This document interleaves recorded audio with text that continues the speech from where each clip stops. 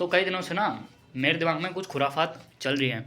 मतलब मैं काफ़ी बहुत ज़्यादा सोचता हूँ, तो मैंने रिसेंट ना कुछ स्ट्रैटेजीज देखी और मैंने जो पुरानी चीज़ें सीखी थी उनसे अब वो इंटरकनेक्टेड हो रहे हैं।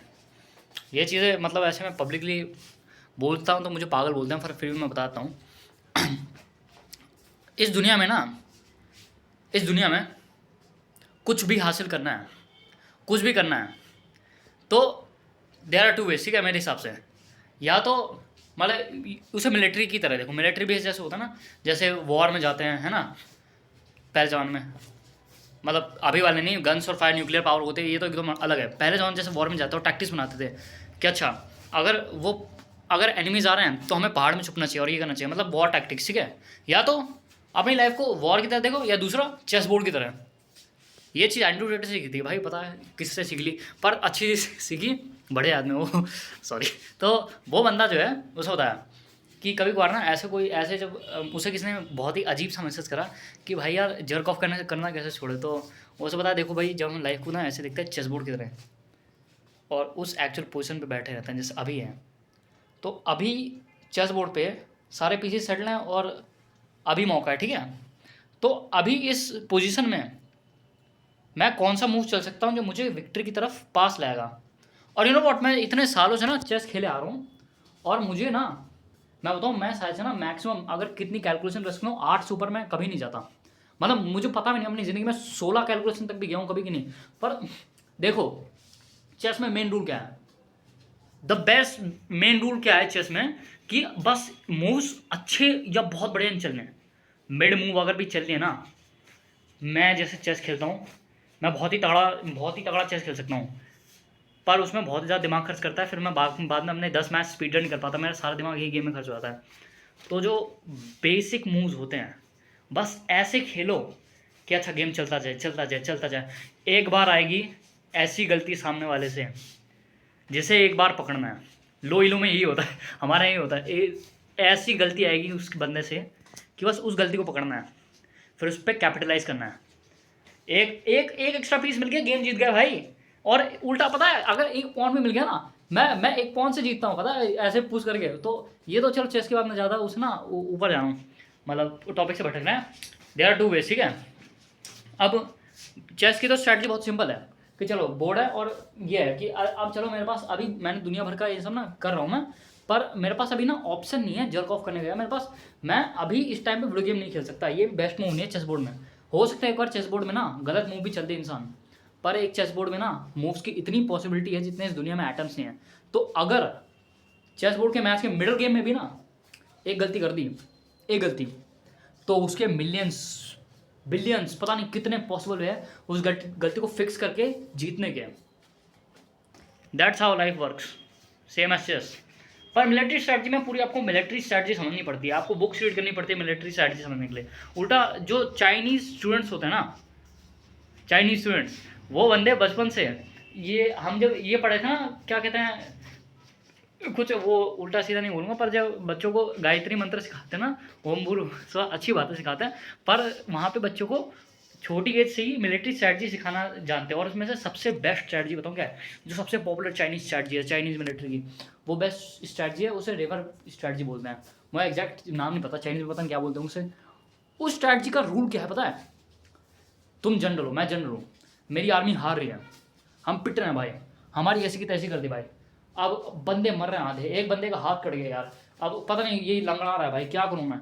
वॉर एकदम हारने आया ना, हारने कि बिल्कुल डू और डाई सिचुएशन, हार गए। गेम पलटना कैसे है, बेस्ट वे कैसे गेम पलटना है, सबसे पास रिवर ढूंढो। तुम्हारी आर्मी है, ठीक है, लेट से यहाँ पे ना, यहाँ पे क्या बोलते हैं, यहाँ आर्मी है, ठीक है, और यहाँ ये स्विच है, ठीक है, यहाँ रिवर है। तो तुम्हें क्या करना है, अपनी आर्मी को ना यहाँ ले जाना है, इस स्विच के पास, और यहाँ रिवर है, ठीक है, और यहाँ तुम्हारी आर्मी है, यहाँ, और यहाँ से सोल्जर्स आ रहे हैं, तुम्हारे एनिमी यहाँ खड़े, सोल्जर्स यहाँ से आ रहे हैं, बस उनके पीछे रिवर होनी चाहिए और आगे सोल्जर होनी चाहिए, मैच पलट जाएगा। ये काम कैसे करता है, रिवर के पीछे ना, रिवर के पीछे कोई वे नहीं है, इधर you die in the river, ठीक है, या तो क्रोकोडाइल खा जाएगा तुम्हें, या तो तुम डूब के मर जाओगे। पहले ज़माने को इतना तैरना जानता नहीं था मैं, मुझे भी नहीं आता। यहाँ या तो गिर जाओगे डूब के, है ना, इधर इधर ड्राउन, और इधर गो ऑल आउट। तो सोल्जर्स क्या करते थे यार, मरना वैसे भी है वैसे भी है, ये जनरल ने कहाँ खड़ा करके कर दिया यार हमें। तो वो ड्राउन करने की जगह भाई मरने वैसे वाले वो all out, go all in, और उन लोगों के पीछे रिवर नहीं होती है तो वो भी वो ऑल इन नहीं जाते, वो बस जाते जैसे उनका होता है। पर जब ये थे अबे इसका तो हमने आधा मुंह काट दिया, ये क्या चल रहा है, उस बंदे को पता है यार मैं अभी भी मर गया वैसे भी मर गया, तो क्यों ना भाई गो ऑल आउट, है ना। ऐसे सेम कोलंबस था, मैं भूल गया कोलंबस ने एग्जैक्टली कितने कारनामे करते हैं, पर शायद से उसने अमेरिका डिस्कवर करा था समथिंग कुछ और था ऐसा। तो वो बंदा ना जब किसी आइलैंड पे जाता था, ठीक है, छोटे टापू वगैरह पे, तो कोलंबस की एक बढ़िया स्ट्रैटेजी थी, वो जितने भी अपने ना यूनिट्स होते हैं उसके, है ना, तो यूनिट्स को लेता था और यूनिट्स को लेकर वो शिप से बाहर निकालता था और शिप का सारा ना जो सामान था वो उससे बाहर ले आता था सारा सामान यूनिट्स का, और फिर वो केरोसिन ऑयल के जो भी यूज़ करता था और उससे पूरी शिप जला देता था सामने सोल्जर्स के, मतलब यूनिट्स के, वो सोल्जर नहीं होते थे, वो बस कॉन्कर करते हैं थे, वो तो फालतू में पता नहीं क्या मचा रहे हैं। तो फिर कोई कहता था, लेट्स से इंडिया में खड़ा है, तो कहता था अगर आज ना ये जो शिप जला दी तो हम यहाँ फंस जाएंगे, और यहाँ फंस गए तो यहाँ खाने का नहीं होगा, कुछ पीने का नहीं होगा, तो मर गए भाई, कुछ नहीं हो सकता, ऐसे की तैसे हो जाएगी भाई, तो there is no way out. तो इधर we conquer this city, we conquer this island, और इधर we die, because there is no going back भाई।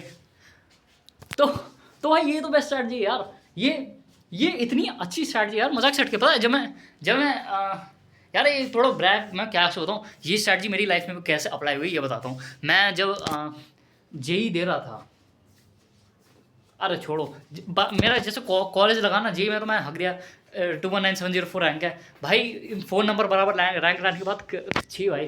तो कैसे मैंने इसे अप्लाई किया, मेरे पास कोई अच्छा एग्जांपल नहीं आ रहा, चलो छोड़ो। जब मेरे मन ने मुझे एक चैलेंज दिया था, मैंने कहा मुझे ना यही चीज़ करनी है, मुझे इसी एग्ज़ाम में क्रैक करना है, ठीक है। मामा ने बोला अगर तूने ये एग्ज़ाम क्रैक नहीं किया, पता नहीं मैं भी ना पहले पागल था, मैं बाद में आता था, तो उनका तू मेरे ही बताए हुए कॉलेज में जाएगा और डील है, और मैं कभी अपना वादा तोड़ता नहीं हुआ, झूठ भी नहीं होता।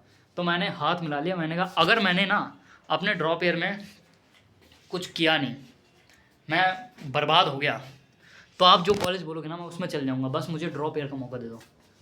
उन्हें हाँ कर दी ड्रॉप ईयर के लिए, हुआ था कि बाद मैंने ड्रॉप ऑफ कर दिया, पर फिर ये मेरे काफ़ी वो आया था कि हाँ यार इट्स डू और डाई।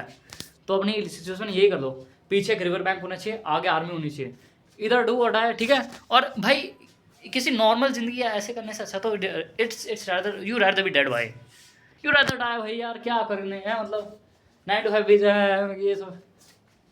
चलो छोड़ो, यही मेरा क्रिप्टन नॉलेज, मेरा विजन था। इन्जॉय।